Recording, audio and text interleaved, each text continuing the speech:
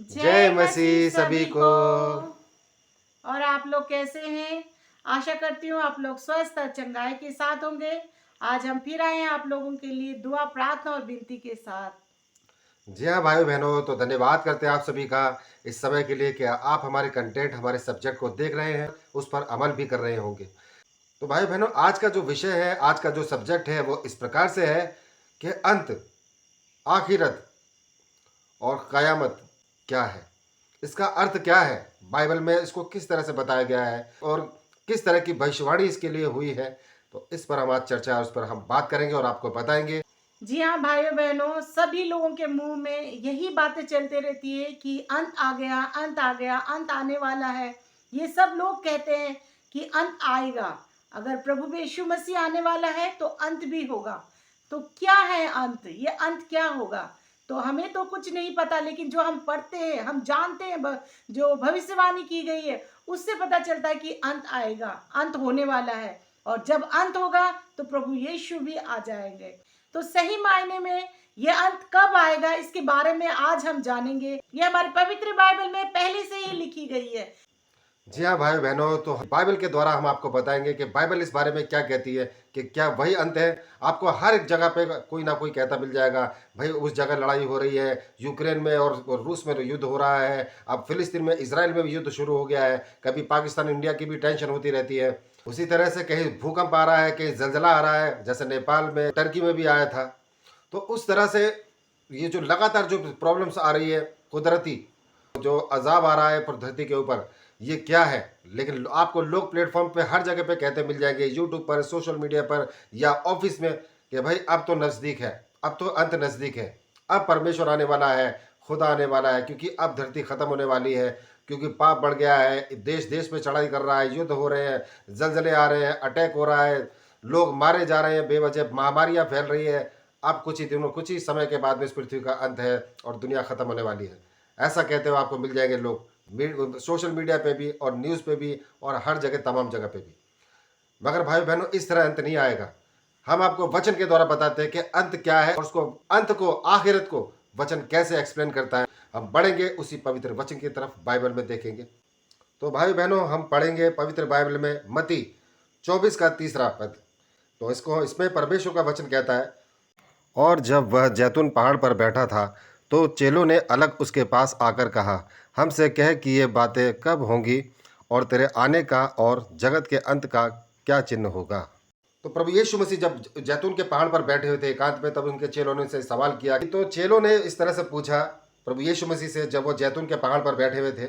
मत्ती 24 का 3 में जो बताया गया है कि वो कहते हैं कि प्रभु तेरे फिर से आने का चिन्ह क्या है, जब तू आएगा और जगत का अंत होगा तो उसका चिन्ह क्या है, हम कैसे पहचानेंगे।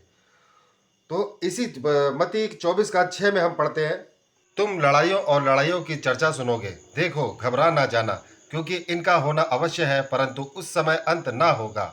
तो भाई बहनों, इसमें प्रभु यीशु मसीह बता रहे हैं अपने शिष्यों को, अपने चेलों को, कि बहुत सारी लड़ाइयाँ होगी, बहुत सारे युद्ध होंगे, संकट होगा, क्लेश होगा, देश देश में, देश पर देश चढ़ाई करेगा, है ना। तो ऐसी बातों से दुनिया का अंत नहीं होने वाला, क्योंकि यहाँ पे पहले ही कह दिया है कि इन सब बातों से घबराना मत जाना, क्योंकि इनका होना अवश्य है, मगर उस समय अंत ना आएगा, क्योंकि यहाँ पे साफ साफ लिखा हुआ है अंत ना आएगा।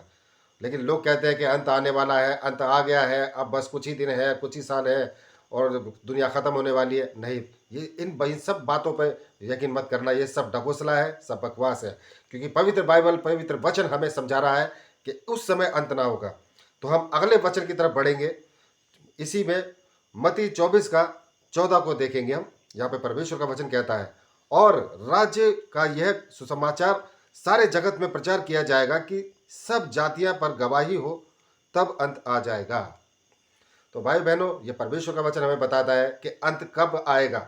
इसको पूरा खुलासा कर दिया है पवित्र बाइबल के इस वचन ने, क्योंकि जो लोग, जो दुनिया अपने अपने ग्रंथों को पढ़कर आते हैं या अपने अपने अपने अपने लोगों को, अपने अपने पूर्वजों से सीख कर आते हैं, वो उसी बातों को बाहर फैलाते हैं। लेकिन ऐसा कुछ नहीं है, उनकी बातों में कोई वजूद नहीं है, उनकी बातों में कोई प्रूफ नहीं है। सारा प्रूफ यहाँ पर है पवित्र बाइबल ने, जो अभी आपको हमने बताया है। क्योंकि सुसमाचार, क्योंकि परमेश्वर चाहता है कि मेरा सुसमाचार सारी जगत के सारे लोगों तक पहुंचे, इसलिए अंत नहीं आएगा।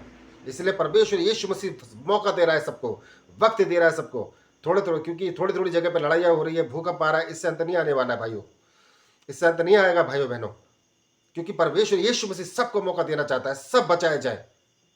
और अभी ऐसे बहुत सारी स्टेट है, बहुत सारी जगह है जहाँ पे अभी तक सुसमाचार नहीं पहुंचा है। जैसे यहाँ पे कहा है, सुसमाचार सारे जगत में प्रचार किया जाएगा। तो सुसमाचार को पूरे जगत में इसको प्रचार होना ही है, लिखा है तो ये प्रचार होना ही है, क्योंकि अभी बहुत सारी कंट्रियां, बहुत सारी जगह ऐसी है जहां पर सुसमाचार नहीं पहुंचा है। अगर वहां पे बाइबल पहुंची है, वहां पे सुसमाचार पहुंचा है, तो उनकी लोकल भाषा में उनका तर्जुमा नहीं हो पाया है। तो उन लोगों को नहीं मालूम है कि बाइबल का असली वचन क्या है, इसका मीनिंग क्या है, इसका अर्थ क्या है, इसको पढ़ना कैसे है और इसको समझना कैसे है।